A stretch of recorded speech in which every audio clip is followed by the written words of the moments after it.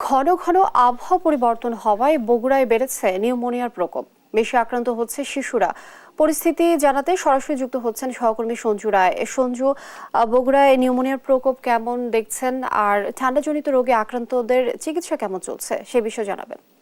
লিনিয়া, আসলে বাংলাদেশ একটি সময় ষড়ঋতুর দেশ বলা হতো, কিন্তু প্রতিনিয়ত বৈশ্বিক আবহাওয়া পরিবর্তনের কারণে এখন গরম আর ঠান্ডা, কখনো গরম কখনো ঠান্ডা, এই কারণে কিন্তু প্রতিনিয়ত শিশুরাই কিন্তু সবচেয়ে বেশি ভুক্তভোগী হচ্ছে। এবং গেল কয়েক সপ্তাহে এই বগুড়ার দুইটি সরকারি হাসপাতাল, একটি শহীদ জিয়াউর রহমান মেডিকেল কলেজ ও হাসপাতাল এবং এই সরকারি মোহাম্মদ আলী হাসপাতালে শিশু ওয়ার্ডগুলোতে কিন্তু বেড়েছে নিউমোনিয়া আক্রান্ত শিশুর সংখ্যা।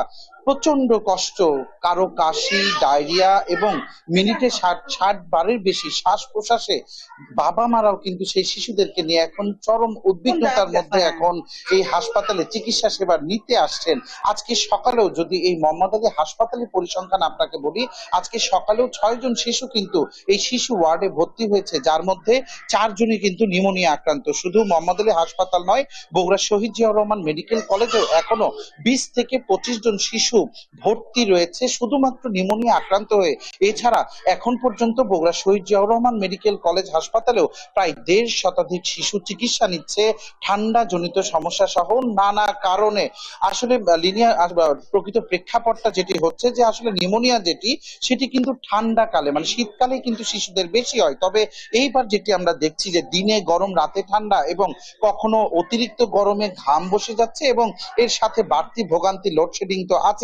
এই অতিরিক্ত গরমে কিন্তু শিশুদেরকে কোনোভাবেই সামলাতে পারছে না তাদের অভিভাবকরা, যার ভোগান্তিতে কিন্তু তারা একটি সময় এই ঘাম বসে বসে নিউমোনিয়া আক্রান্ত হয়ে যাচ্ছে, যা কিন্তু এখন বগুড়াতে বেশ একটি উদ্বিগ্নতার কারণ হয়ে দাঁড়িয়েছে। আমরা একটু সরাসরি কথা বলবো বগুড়ার সরকারি মোহাম্মদ আলী হাসপাতালের এই শিশু ওয়ার্ডে চিকিৎসা দিচ্ছেন মেডিকেল অফিসার উম্মে হুমায়রার সাথে, যে নিউমোনিয়া আক্রান্ত কেমন রোগী আসছেন এবং আপনারা অভিভাবকদের জন্য কি বলছেন।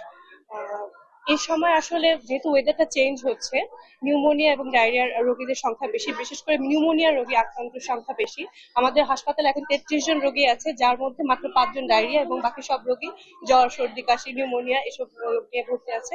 তো আমাদের পরামর্শ হচ্ছে অবশ্যই বাচ্চাদেরকে সাবধানে রাখতে হবে, ঠান্ডা কাশি যেন না লাগে, এবং যখন দেখবে যে সর্দি লেগেছে বা শ্বাসকষ্ট হচ্ছে, অতি শীঘ্রই যেন রেজিস্টার্ড চিকিৎসকদেরকে পরামর্শ নেন। এটি আমাদের অভিভাবকদের প্রতি অনুরোধ থাকবে।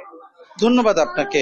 লিনি, আপনি শুনছিলেন যে এই মোহাম্মদ আলী হাসপাতালের কর্তব্যরত চিকিৎসক, তিনি যেটি অভিভাবকদের বারংবার বলার চেষ্টা করছিলেন যে নিজেদের দৈনন্দিন কাজের পাশাপাশি হলেও শিশুদের যত্নে কিন্তু আরো বেশি দায়িত্বশীল হতে হবে মা বাবাদের। এবং এই শিশুদের কিন্তু একটু অনিয়ম হলে তারা যে এখন কষ্টগুলি পাচ্ছে, হাসপাতালের বিছানায় কাতরাচ্ছে, এটি কিন্তু সত্যি চোখে দেখার মতো না। এবং এই মোহাম্মদ আলী হাসপাতাল কিন্তু শিশু ওয়ার্ডে মাত্র ২০টি শয্যা রয়েছে, কিন্তু এখানে এখন পর্যন্ত ৩৩ জন ভর্তি। আমরা দেখেছি হাসপাতালে এই ওয়ার্ডের বাইরেও বারান্দাতেও কিন্তু শিশুরা তাদের মা বাবার সাথে আশ্রয় নিয়েছে এবং চিকিৎসা নিচ্ছে। আসলে আমরা চাই যে এই পরিস্থিতির উন্নতি হোক। লিনিয়া, বগুড়া সরকারি মোহাম্মদ আলী হাসপাতাল থেকে নিউমোনিয়া সহ শিশু রোগ বৃদ্ধির সার্বিক বিষয় নিয়ে আমার কাছে আজকে এটি ছিল সর্বশেষ।